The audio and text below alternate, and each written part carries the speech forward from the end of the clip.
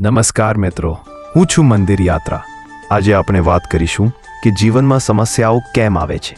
જીવનમાં સમસ્યાઓ એ સાફ સૂચક છે કે દેવ આપણને શિક્ષણ આપવા માંગે છે. જ્યારે બધું સરળ હોય ત્યારે આપણા હૃદયમાં શીખવાનો મોકો ઓછી હોય છે.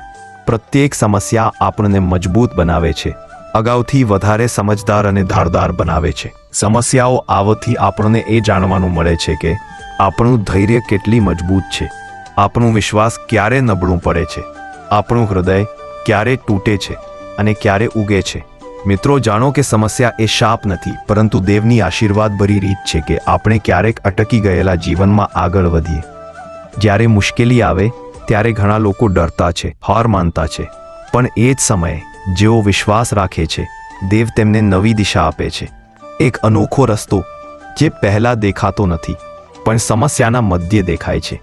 સમસ્યા આવવાથી આપણું મન સ્વચ્છ થાય છે, આપણા મજબૂત ઈરાદો આવે છે અને આપણને સત્યમાં ફેરવામાં આવે છે.